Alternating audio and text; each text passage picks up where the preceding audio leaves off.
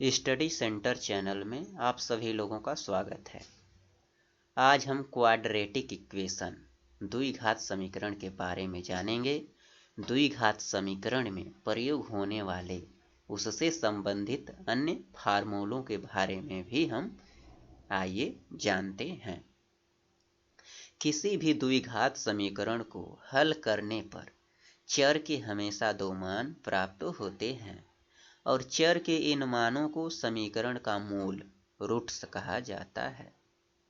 कोई भी द्विघात समीकरण या तो गुणनखंड विधि या सूत्र विधि से हल किया जा सकता है।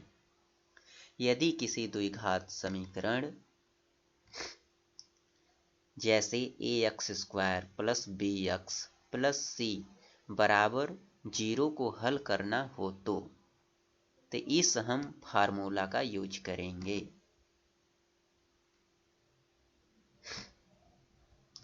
x बराबर -b ± करणी में b² - 4ac बटे 2a। ये फार्मूला जो होता है, अगर ax² + bx + c बराबर 0 जैसा कोई प्रश्न या क्वेश्चन दिया हो तो हम इस फार्मूले का यूज करके हम उसका मूल निकाल सकते हैं। x बराबर -b ± करणी में b² - 4ac / 2a। डिस्क्रिमिनेंट विविक्तकर क्या है? किसी द्विघात समीकरण को हल किए बिना मूलों की जानकारी प्राप्त करने के लिए हम विविक्तकर का प्रयोग करते हैं। इसे d से प्रदर्शित करते हैं। d बराबर होता है b² - 4ac। आइए फिर से हम देखते हैं। विविक्तकर किसी द्विघात समीकरण को हल किए बिना मूलों की जानकारी प्राप्त करने के लिए हम विविक्तकर का प्रयोग करते हैं। इसे d से प्रदर्शित करते हैं और d बराबर होता है b² - 4ac। Nature of roots, मूलों की प्रकृति, कंडीशन दिया रहता है और रूट्स। देखिए, अगर विविक्तकर 0 के बराबर है तो हमारा जो रूट्स होगा वास्तविक और बराबर होगा। अगर d 0 से बड़ा है, d > 0, तो इसमें हमारा जो रूट्स होगा या मूल जो होंगे वास्तविक और असमान होगा। d <0, अगर d 0 से छोटा है तो इस कंडीशन में हमारा जो मूल होगा दोनों मूल काल्पनिक होंगे। अगर b² बराबर 4ac, अगर इसको हल करते हैं तो इस रूप में अगर है तो दोनों मूल परिमेय होगा। अगर b बराबर 0 आता है तो मूल बराबर परंतु चिन्ह विपरीत होंगे। अगर b 0 के बराबर आ गया है तो मूल बराबर परंतु चिन्ह विपरीत होंगे। अगर a b के बराबर हो गया है, a बराबर b, तब मूल क्या होगा? इस स्थिति में मूल एक दूसरे के व्युत्क्रम होंगे।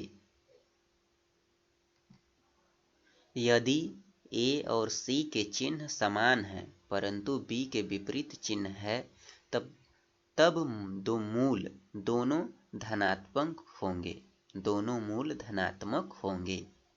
और a और c के चिन्ह समान है परंतु b के विपरीत चिन्ह है तो दोनों धनात्मक होंगे। a b c दोनों समान चिन्ह हों तब दोनों मूल ऋणात्मक होंगे। a और c विपरीत चिन्ह है तब चिन्ह एक दूसरे से अलग होंगे। अगर c 0 के बराबर आता है, अगर c 0 के बराबर हो गया है तब हमारा मूल एक मूल्य 0 होगा। b बराबर 0 है और c बराबर 0 है तो दोनों मूल शून्य होगा। ए बराबर शून्य है तब एक मूल अनंत होगा। ए अगर शून्य के बराबर है तो एक मूल अनंत होगा। ए बराबर 0 है और बी बराबर 0 है तो दोनों मूल अनंत होगा।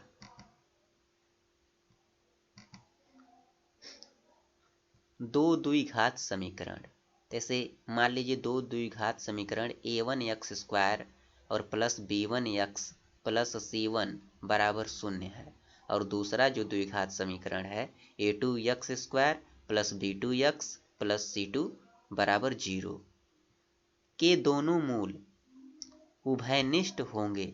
अगर ये शर्त का पालन करते हैं तो दोनों मूल उभयनिष्ठ होंगे। a1 अपान a2 बराबर b1 अपान b2 बराबर c1 अपान c2। अगर इस कंडीशन को अगर फॉलो करता है, अगर ये हमारा इक्वेशन या ये द्विघात समीकरण, तब इस कंडीशन के में दोनों मूल उभयनिष्ठ होंगे।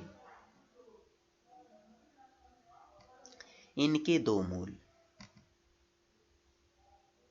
Alpha is equal to alpha बराबर -b प्लस करणी में b² minus 4ac upon 2a, beta बराबर -b माइनस करणी में b² minus 4ac upon 2a। इसलिए अल्फा प्लस बीटा बराबर -b अपान a होता है। मतलब मूलों का योगफल बराबर होता है -b बटे a, और मूलों का गुणनफल बराबर, दोनों मूलों का गुणनफल बराबर होता है c upon a।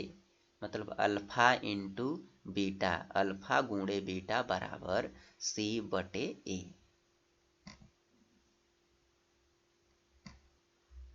Thanks for watching this video. Please subscribe my channel. See you again to next my video. इस वीडियो को देखने के लिए आप लोगों का बहुत बहुत धन्यवाद। कृपया हमारे चैनल को सब्सक्राइब करें और कमेंट और लाइक करना ना भूलें। Thank you.